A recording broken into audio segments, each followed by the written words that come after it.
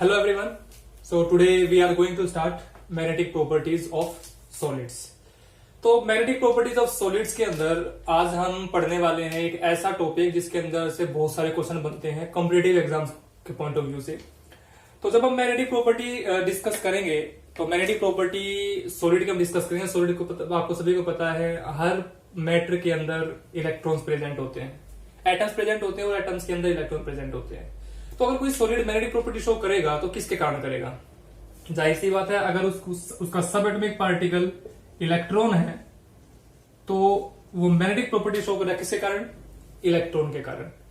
अब इलेक्ट्रॉन पे negative charge है, हम उसको मैग्नेट तो नहीं कह सकते क्योंकि मैग्नेटिक प्रॉपर्टी शो कौन करता है? जो मैग्नेट की तरह बिहेव करेगा, जो मैग्नेट होगा वही तो मैग्नेटिक प्रॉपर्टी शो करेगा।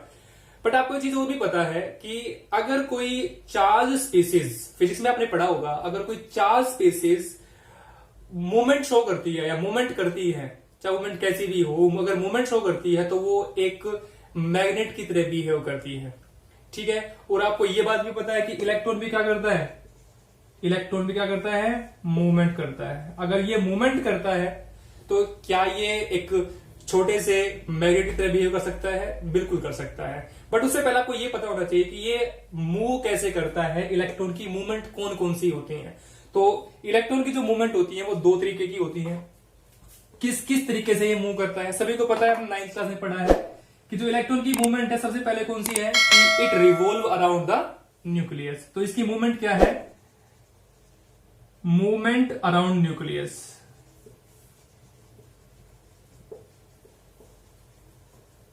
ठीक है। फिर दूसरी मूवमेंट कौन सी है? आपको जैसे पता है कि हम बात करते हैं सोलर सिस्टम की, तो सोलर सिस्टम में अर्थ भी किसके चारों तरफ घूम रही है?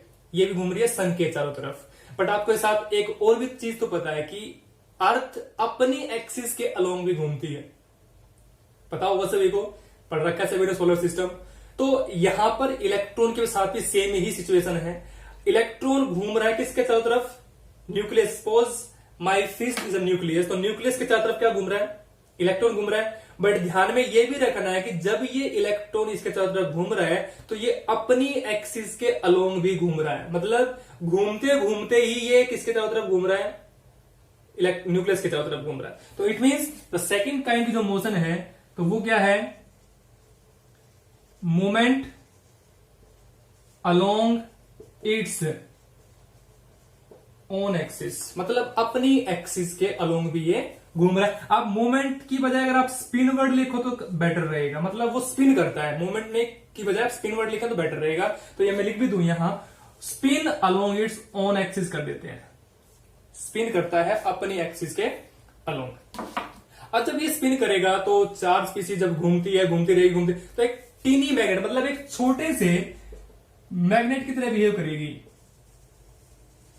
अब अगर छोटे से मैग्नेट की तरह बिहेव करेगी तो जाहिर सी बात है इसका चार्ज भी बहुत कम होगा, मैग्नीट्यूड भी बहुत कम होगा। तो वो मैग्नीट्यूड कितना होता है? वो मैग्नीट्यूड को मेजर करने के लिए एक यूनिट बनाई गई है, वो क्या है? Bohr magneton. क्या यूनिट है? बोहर मैग्नेटॉन, जिसको रिप्रेजेंट कर देते हैं हम न्यू बी से, मतलब बी फॉर बोहर, और ये माइक्रोन का सिंबल यहां लगा रखा है। ठीक है।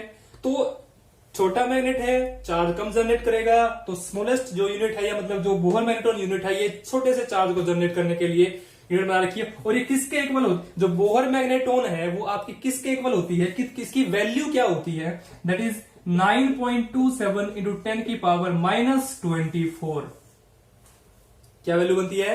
9.27 इंटू 10 रेज़ की पावर -24। यूनिट क्या लगेगी? यूनिट लगेगी ampere metre square. So that is 9.27 into 10 raised to the power -24 ampere meter square. That is the value of 1 bm. मैंने लिख दिया यहां 1 bm। 1 bm की वैल्यू ये होती है। bm का मतलब यहां बोहर मैग्नेटॉन से है। ठीक है। और आप इसको लिख सकते हो mu B. Mu B is equal to 1 Bohr magneton and that is equal to this value. ठीक है। तो ये थोड़ा सा ध्यान रखने की जो मैग्नेटिक प्रॉपर्टी है वो किसके कारण है?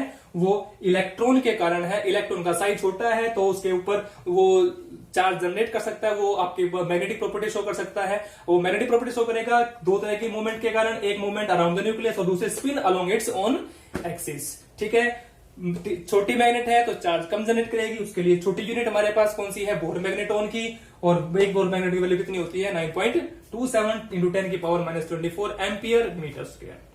ठीक है, अब हम डिस्कस करेंगे कि जो मैग्नीट्यूड है बोर मैग्नेटोन का, या जो हम कहते हैं कि मैग्नेटिक प्रॉपर्टीज हैं किसकी, ये मैग्नेटिक प्रॉपर्टीज हम सॉलिड की पढ़ रहे हैं, तो ये मैग्नेटिक प्रॉपर्टी कितने टाइप्स की होती है, कितनी तरह की होती है, तो वो हम डिस्कस करने वाले हैं अभी, types of magnetic property.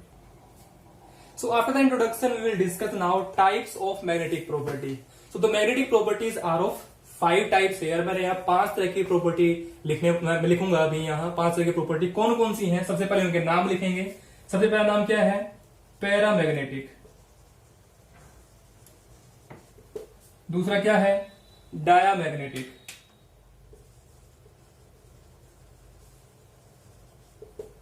Third क्या है, फेरोमैग्नेटिक। नेक्स्ट क्या है, एंटी फेरोमैग्नेटिक। मैं यहां एंटी फेरो लिख देता हूं, अंडरस्टूड है। इसके बाद लास्ट क्या है, फेरी मैग्नेटिक। ठीक है, समझ लेना क्योंकि जगह कम नहीं है तो इसलिए मैंने इसको शॉर्ट में लिख दिया। Ferri means ferrimagnetic, anti ferro means anti ferromagnetic, ferromagnetic, diamagnetic and paramagnetic. अब हमें इनको डिटेल में डिस्कस करना है कि ये क्या होते हैं। तो पैरामैग्नेटिक, डायमैग्नेटिक और फेरोमैग्नेटिक, मैं तुम्हें सारी चीजें आराम से समझाऊंगा, सारी चीजें ध्यान से समझनी है क्योंकि यहां से ही क्वेश्चन बनने वाला है। ठीक है, कि कौन सी प्रॉपर्टी, बहुत देखो इनके अंदर प्रॉपर्टीज बहुत सारी हैं, बट मैं कोशिश करूंगा आपको सारी चीज बताने की। थोड़ी ध्यान से समझना है, हर पॉइंट को थोड़ा ध्यान से सुनना है। ठीक है, सबसे पहले पैरामैग्नेटिक, डायमैग्नेटिक, फेरोमैग्नेटिक की मैं बात करूंगा। ठीक है, इन तीनों को आप इजिली अंडरस्टैंड कर सकते हैं। किससे, मैं एक एक्सपेरिमेंट लिखूंगा यहां, गोज एक्सपेरिमेंट। कौन सा लिखा मैंने, GUOY', गोज एक्सपेरिमेंट, या आप इसको गोज मेथड भी बोल सकते हो।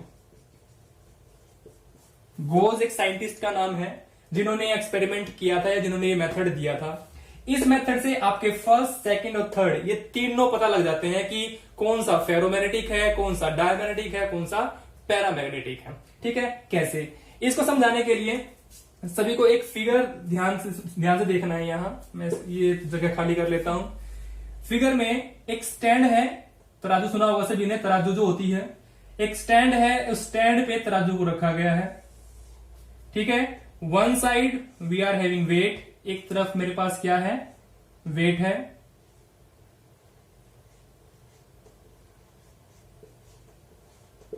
ये मेरे पास वेट है इधर, and this side we are having a thread, और उस थ्रेड से बंधी हुई है एक टेस्ट ट्यूब। ठीक है, मैं थोड़ी छोटी बना लेता हूं ताकि उसके लेवल में रहे।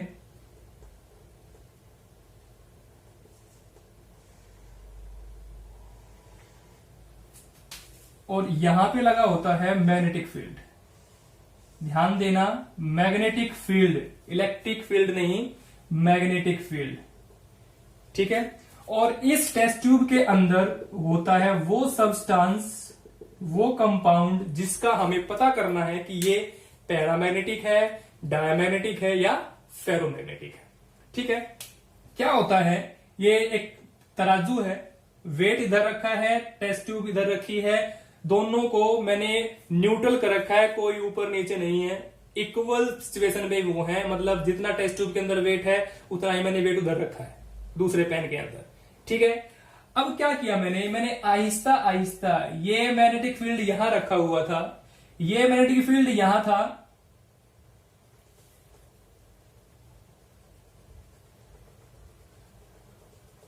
इनिशियल स्टेज पे आहिस्ता आहिस्ता मैं इस मैग्नेटिक फील्ड को लेके गया इस स्टैंड के लेवल तक। ठीक है, यहां ले जाके मैंने इसको रोक दिया मैग्नेटिक फील्ड को। अब जैसे ही मैंने इसको यहां रोका, यहां 3 चीजें हुई हैं, ध्यान सुनना, 3 चीजें हुई हैं। कौन कौन सी हुई है, सबसे पहले डिपेंड किस पे करेगा, इस कंपाउंड पे डिपेंड करेगा जो यहां प्रेजेंट है। क्या होगा, अगर ये टेस्ट ट्यूब क्या हो, अट्रैक्ट हो टुवर्ड्स मैग्नेटिक फील्ड। मैंने कहा अगर टेस्ट ट्यूब अट्रैक्ट हो, मतलब टेस्ट जो लेवल पे थी कैसे आ जाए, नीचे आ जाए, नीचे किसकी तरफ आ जाए, मैग्नेटिक फील्ड की तरफ आ जाए।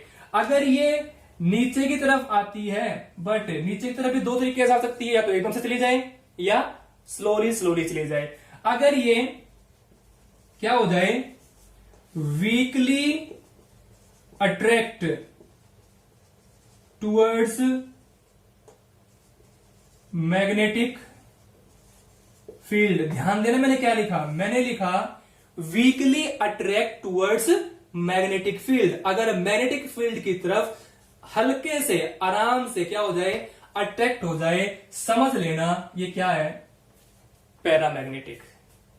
Weekly attract towards magnetic field मतलब क्या होगा, पैरामैग्नेटिक। इसका उल्टा कर दो, अगर ये क्या हो, यहां था बट यहां से ये क्या हो जाए, ऊपर की तरफ चला जाए, मतलब मैग्नेटिक फील्ड यहां आया तो ये ऊपर चला गया, मतलब उसने क्या कर दिया, उसको टेस्ट ट्यूब का जो मटेरियल था वो अट्रैक्ट नहीं हुआ, वो क्या चला गया, ऊपर चला गया, मतलब क्या हो जाए, रिपेल। तो वो क्या होगा, डायामैग्नेटिक। पर होना क्या चाहिए, वीकली की स्ट्रांगली, वीकली। तो यहां मैं लिख दूं weekly repelled by magnetic field.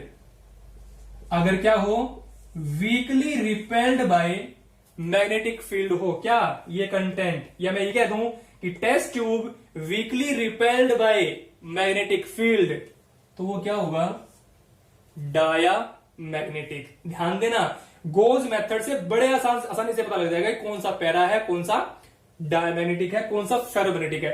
Para मैंने बताया weakly attracted towards magnetic field, dia मैंने बताया weakly repelled by magnetic field.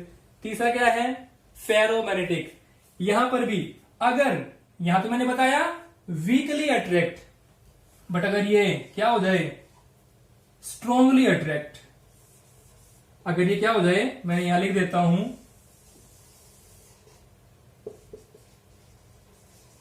Strongly attract towards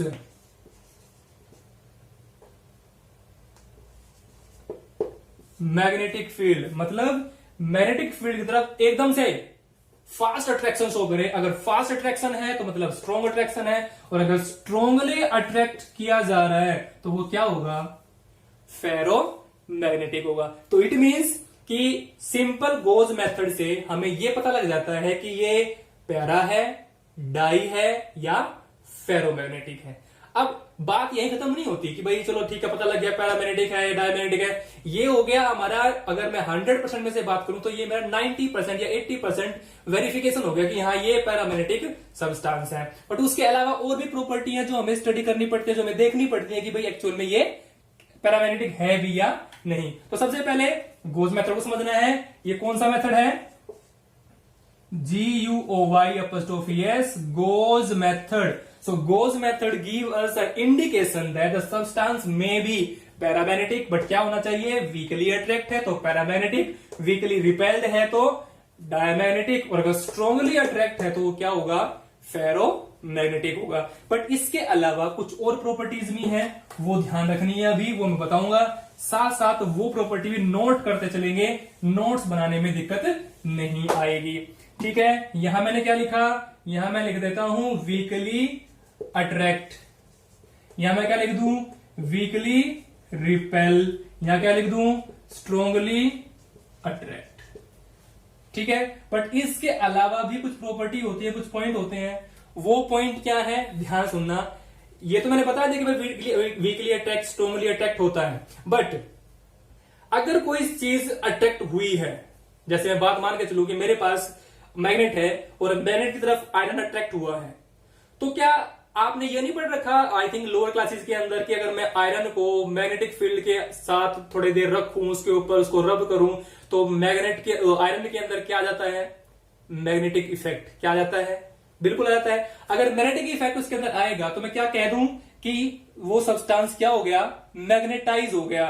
और मैग्नेटाइज किस डायरेक्शन में हो गया, जिस डायरेक्शन में आपका मैग्नेटिक फील्ड था। तो मैं यहां एक पॉइंट लिख रहा हूं, ध्यान देना। सेकंड पॉइंट आप क्या बना सकते हो कि कंपाउंड क्या हो गया, सब्सटेंस क्या हो गया, मैग्नेटाइज्ड क्या हो गया, मैग्नेटाइज्ड हो गया। बट किस डायरेक्शन में, magnetised in same direction. Same direction किसकी, same direction of magnetic field. मतलब जिस डायरेक्शन में मैग्नेटिक फील्ड जा रहा था उसी डायरेक्शन में क्या हो गया, आपका मैग्नेटाइज हो गया। ठीक है, वीकली अट्रैक्ट हो गया, सेम डायरेक्शन में मैग्नेटाइज हो गया। ठीक है, अब इसके अलावा एक बात मैं और बता दूं, ये मैंने प्रीवियस लेक्चर में भी बताया है। अगर प्रीवियस लेक्चर मेरे नहीं देखे हैं इस चैप्टर के तो डिस्क्रिप्शन में जाना, वहां सारे चैप्टर के मैंने लिंक दे रखे हैं, तो वहां ध्यान से देखना। तो जो सब्सटेंस पैरामैग्नेटिक होता है, हमेशा याद रखना वहां इलेक्ट्रॉन हमेशा कैसे रहेंगे, अनपेयर्ड इलेक्ट्रॉन रहेंगे। ठीक है, अनपेयर्ड इलेक्ट्रॉन रहेंगे किसके अंदर, पैरामैग्नेटिक के अंदर। अब जो कुछ मैंने यहां लिखा है ना वो बिल्कुल उल्टा करके इधर लिख दीजिए। वीकली अट्रैक्ट था, रिपेल हो गया, इसके बाद यहां क्या है, magnetize in the same direction of magnetic field. मैंने कहा क्या, उल्टा करके लिख दो। यहां क्या हुआ है, सेम डायरेक्शन में, वहां क्या हो जाएगा, अपोजिट डायरेक्शन में। तो यहां क्या होगा, magnetised in opposite direction of magnetic field. तो यहां सेम डायरेक्शन में था, यहां क्या हो गया, अपोजिट डायरेक्शन में हो गया मैग्नेटाइज। ठीक है, अब यहां क्या लिखा हुआ है, अनपेयर्ड इलेक्ट्रॉन होंगे, बट यहां फिर क्या हो जाएंगे, मैंने कहा कि उल्टा करना है, यहां अनपेयर्ड तो यहां क्या हो जाएंगे, इलेक्ट्रॉन पेयर्ड। मतलब डायमैग्नेटिक सब्सटेंस के अंदर इलेक्ट्रॉन कैसे होते हैं, पेयर्ड। मैग्नेटाइज किसमें होगा, अपोजिट डायरेक्शन। डायरेक्शन किसकी, मैग्नेटिक फील्ड की। क्या होता है, वीकली रिपेल। तो डाया और पैरा दोनों के अंदर डिफरेंशिएट आप आराम से कर सकते हो। कई बार क्वेश्चन ही पूछ लेता है, what is the difference between diamagnetic substance and paramagnetic substance. Last में एक पॉइंट आप ऐड कर सकते हो, वो किसका, एग्जांपल का। क्या हो सकता है, पैरामैग्नेटिक के एग्जांपल बताइए जिसके अंदर अनपेयर्ड इलेक्ट्रॉन आते हैं। बहुत सारे हैं, आपने एक तो मोथ भी पढ़ी है, मोथ के अंदर O2 पढ़ा है आपने। मोथ का मतलब मोलिकुलर ऑर्बिटल थ्योरी, वहां पढ़ा होगा आपने ऑक्सीजन O2। उसके अलावा आपने पढ़ा होगा Cu2 पॉजिटिव पढ़ा होगा, उसके बाद Fe3 पॉजिटिव भी आपने पढ़ा होगा। ठीक है, ये कंपाउंड जो होते हैं ये सारे कैसे होते हैं, पैरामैग्नेटिक। चेक कर लेना, सबके अंदर अनपेयर्ड इलेक्ट्रॉन बचते ही बचते हैं। ठीक है, इसके अलावा इसका एग्जांपल क्या हो गया, बेस्ट एग्जांपल डायमैग्नेटिक का क्या है, वाटर हो गया, आपकी बेंजीन हो गई C6H6, और आपका नमक हो गया NaCl। ये सारे एग्जांपल किसके हैं, डायमैग्नेटिक के। ठीक है, तो ये एग्जांपल आपके डायमैग्नेटिक हो जाते हैं। तो दोनों में डिफरेंशिएट करके आप इजीली लर्न कर सकते हैं। नेक्स्ट मैंने बताया इसका भी पता किससे चलता है, इसका पता चलता है आपका गोज मेथड से। बट इसके अलावा इनकी जो प्रॉपर्टीज तो चलो अपोजिट हो गई, बट इसकी प्रॉपर्टीज क्या है, मैंने कहा यार वीकली रिपेल था या वीकली अटैक था, तो ये क्या था, स्ट्रॉन्गली अटैक। अब इसकी प्रॉपर्टीज पे कैसे बता पाओगे। ठीक है, तो इसकी प्रॉपर्टी के लिए क्या करें, सबसे पहले फर्मेटिक हो गया, उसके बाद मैंने क्या लिखा कि स्ट्रॉन्गली अटैक हो गया।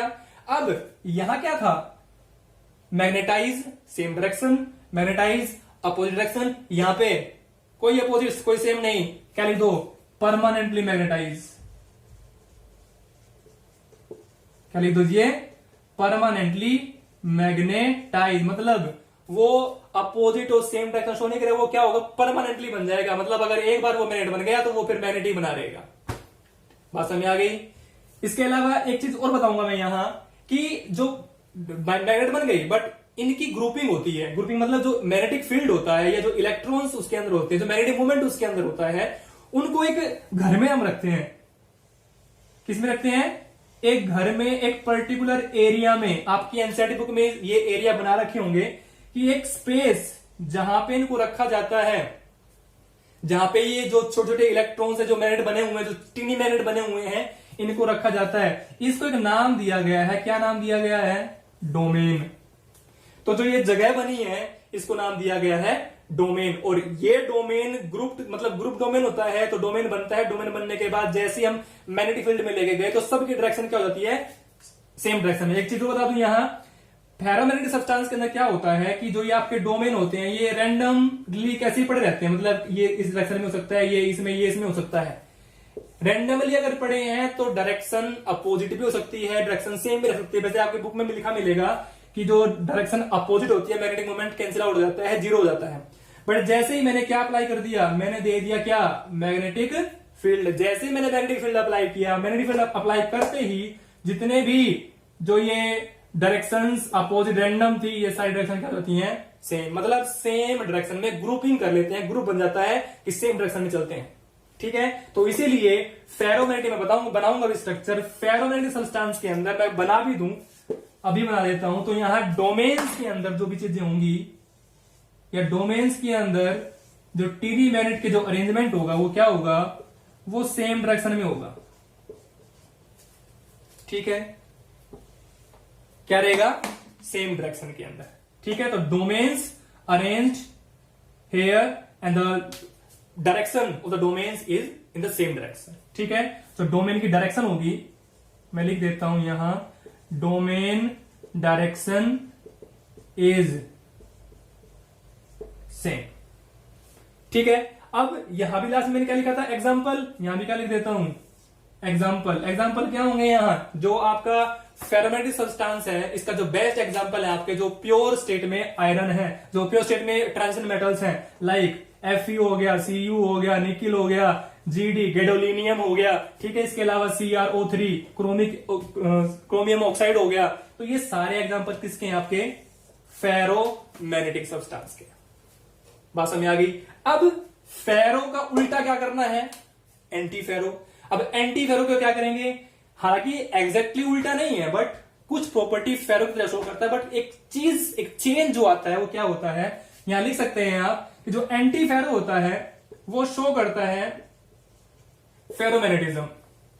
क्या शो करता है, फेरोमैग्नेटिज्म शो करता है। बट जो मैग्नेटिक मोमेंट होता है, यहां तो मैग्नेटिक मोमेंट क्या हो गया, जीरो तो नहीं बोल सकते, क्योंकि जीरो तो नहीं है, क्योंकि सारा क्या है, एक डायरेक्शन में है। बट यहां मैग्नेटिक मोमेंट, जब हम मैग्नेटिक फील्ड अप्लाई करते हैं, मैग्नेटिक मोमेंट बिकम क्या हो जाता है, जीरो।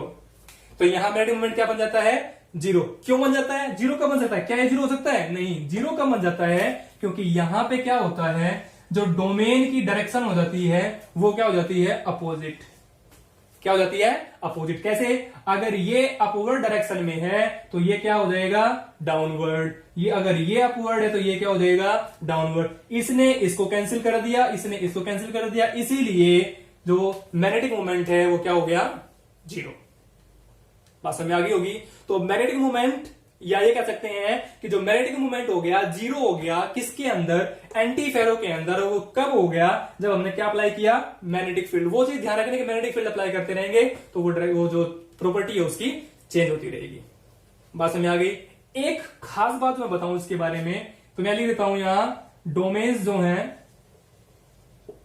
डोमेन्स या domain arranged in opposite direction. ठीक है, या एंटी पैरेलल कह सकते हैं, या अपोजिट बोल सकते हैं। ठीक है, अपोजिट डोमेन्स बनते हैं, मतलब डोमेन जो अपोजिट डायरेक्शन में हो, एक ऊपर हो गया, एक नीचे हो गया, एक ऊपर हो गया, एक नीचे हो गया।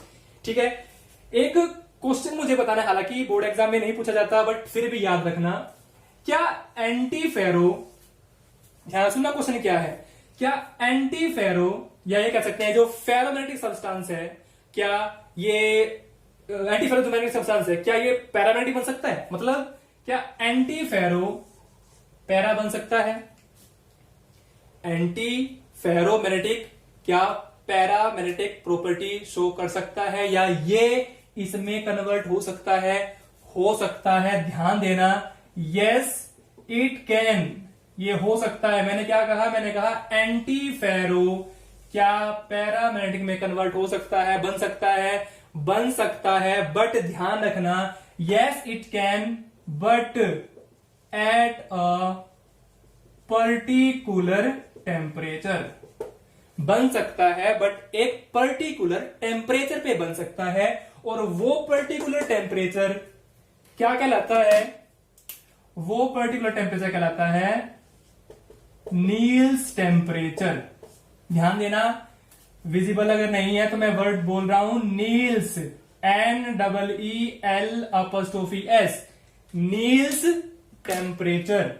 तो नील्स टेम्परेचर वो टेम्परेचर है, मैंने कहा नील्स टेम्परेचर वो टेम्परेचर है जिस टेम्परेचर पे एंटी फेरो कन्वर्ट हो जाता है, किसमें, पैरामैग्नेटिक। बात समझ आई। लास्टली क्या रह गया, एग्जाम्पल। एग्जाम्पल क्या, FeO, CuO, NiO। ये इसके क्या हो गए, CuO पे MnO लिख लेना, मैंगनीज ऑक्साइड, क्योंकि कॉपर यहां भी आपका आ गया, वहां भी आपका आ गया, तो यहां मैंगनीज ऑक्साइड आएगा। ठीक है, तो ये क्या है आपका एंटी फेरोमैग्नेटिक सब्सटेंस। अब लास्टली कौन सा रह गया, फेरी। उसके लिए मुझे बोर्ड रब करना पड़ेगा। ठीक है, तो उससे पहले एक बार मैं रिकैप करवा दूं। रिकैप करवाने के लिए, paramagnetic weakly attract, magnetize same direction, unpaired electron होने चाहिए, ये एग्जांपल रहे। डायमैग्नेटिक वीकली रिपेल होगा, मैग्नेटाइज होगा अपोजिट डायरेक्शन में, इलेक्ट्रॉन कैसे रहेंगे, पेयर्ड रहेंगे, ये एग्जांपल हो गए। फेरो स्ट्रांगली अट्रैक्ट होता है, परमानेंटली मैग्नेटाइज हो जाता है, डोमेन्स रहेंगे सेम डायरेक्शन में। ये एक चीज और, ये मैंने डायरेक्शन लिखी है ऊपर, जरूरी नहीं है ये सारी डायरेक्शन नीचे भी हो सकती है। ठीक है, नेक्स्ट क्या लिखा मैंने इसके एग्जांपल। नेक्स्ट क्या था, एंटी फेरो, शो फेरोमैग्नेटिक, मतलब ये फेरोमैग्नेटिज्म की तरह प्रॉपर्टी शो करता है, but due to magnetic moment zero. क्यों होता है मैग्नेटिक मोमेंट जीरो, क्योंकि जो डोमेन्स है वो क्या हो जाते हैं, अपोजिट डायरेक्शन में अरेंज हो जाते हैं, तो इसीलिए ये क्या बन जाता है, एंटी फेरो। ये इसका अरेंजमेंट हो जाएगा डोमेन्स का, एक अपवर्ड, एक डाउनवर्ड, एक अपवर्ड, एक डाउनवर्ड। कुछ बच्चों के दिमाग में क्वेश्चन आया होगा कि मैंने पहला अपवर्ड ही क्यों लिखा है, आपकी मर्जी है, पहला आप डाउनवर्ड बना लो तो सेकंड क्या हो जाएगा, अपवर्ड हो जाएगा। ठीक है, इसके बाद इसके एग्जाम्पल हो गए। नाउ रह गया आपका लास्ट, इसके लिए मुझे बोर्ड रब करना पड़ेगा। ठीक है, डिस्कस करेंगे अभी ferrimagnetism. Now our last is left, that is ferrimagnetism. तो फेरीमैग्नेटिज्म के अंदर क्या होता है, मैंने पैरा आपको बताया, डाई आपको बताया, और फेरो आपको बताया, एंटी फेरो आपको बताया। तो फेरी के अंदर क्या है, फेरी के अंदर एक चीज नोट करनी है सबसे पहली, कि वीकली अट्रैक्टेड या weakly attract as compare to ferromagnetism या फेरोमैग्नेटिक। मैंने आपको बताया था थर्ड पॉइंट में, para weakly attract, dia weakly repel, and ferro strongly attract. अगर फेरो स्ट्रोंगली अट्रैक्ट है तो फेरी भी स्ट्रोंगली अट्रैक्ट होगा, but in comparison of ferro ये क्या होगा, वीकली अट्रैक्ट होगा। ठीक है, इसके अलावा जो यहां डोमेन्स हैं, जो डोमेन्स होंगे, डोमेन्स अलाइंड करेंगे parallel and anti parallel. Domains aligned लिख लेना यहां, domains aligned parallel and anti parallel in unequal numbers. ये बात क्या है, इसके लिए मैं फिगर बना रहा हूं, ध्यान से सुनना। ये मेरे पास डोमेन्स किसके लिए बनाए मैंने, डोमेन सारे फेरी के लिए बनाए हैं। तो उसने क्या कहा कि जो डोमेन्स होंगे वो अलाइन करेंगे, मतलब वो अरेंज होंगे parallel and anti parallel in unequal number, मतलब एक दूसरे के पैरेलल हो सकते हैं, ये क्या हो गए पैरेलल, और ये क्या हो गए दोनों आपस में एंटी पैरेलल। बट ध्यान देना किस में लिखा है, अनइक्वल नंबर, मतलब जरूरी नहीं है कि ये दो डाउन अपवर्ड है तो ये दो डाउनवर्ड होंगे, नहीं। ठीक है, अगर ये दो अपवर्ड है, ये दो डाउनवर्ड नहीं होंगे, ये फिर से क्या हो जाएंगे, दोनों अपवर्ड, और फिर क्या हो जाएगा, ये डाउनवर्ड। मतलब दो हो गए अपवर्ड पैरेलल हो गए, ये दो क्या हो गए anti parallel, anti parallel, parallel, anti parallel. ठीक है, तो ये क्या होंगे, parallel and anti parallel in unequal number. ठीक है, एग्जांपल्स के तौर पर अगर एग्जांपल अगर मैं इसके लिखूं, जैसे मैंने सभी के एग्जांपल आपके पास बताए हैं, तो इसके एग्जांपल क्या हो सकते हैं, इसका एग्जांपल हो सकता है आपका Fe3O4। ठीक है, इसके अलावा आपका हो सकता है ZnFe2O4, मतलब Fe हटा के क्या लगा दीजिए, एक Z लगा दीजिए, या एक Fe हटा के क्या लगा दीजिए, मैग्नीशियम लगा दीजिए, मैग्नीशियम लगा के हो जाएगा Fe2O4। कहने का मतलब क्या हो गया कि यहां पे आ जाएगा मैग्नीशियम, 2 Fe, एक ऑक्सीजन, 4 ऑक्सीजन, यहां एक जिंक आ जाएगा, क्या हटा के, Fe हटा के, और यहां 3 क्या है, Fe। तो Fe3O4, ZnFe2O4, MgFe2O4। So these are the examples of फेरीमैग्नेटिज्म। ठीक है, अब एक टर्म आती है, और ये टर्म कई बार कॉम्पिटिटिव एग्जाम में पूछी गई है, और वो क्या है, वो है आपका क्यूरी टेम्परेचर। क्या है वो टर्म आपकी? क्यूरी टेम्परेचर क्या होता है? ठीक है, क्यूरी टेम्परेचर वो टेम्परेचर होता है जिससे ऊपर, ध्यान सुनना, टेम्परेचर जिससे ऊपर means above which no ferromagnetism is observe. मतलब Curie temperature, the temperature above which no, ferri की बात नहीं हो रही है, किसकी बात हो रही है? फेरो की। No ferromagnetism is observe. मतलब वो टेम्परेचर जिससे ऊपर, अबोव विच, जिसके ऊपर फेरोमैग्नेटिक प्रॉपर्टी शो नहीं होगी, means no property of ferromagnetism होगी। अबोव दैट टेम्परेचर, वो टेम्परेचर क्या कहलाएगा आपका? फेरो, एंटी फेरो, ये सॉरी, वो टेम्परेचर क्या कहलाएगा आपका? Curie temperature. तो Curie temperature is that temperature above which no ferromagnetism is observe.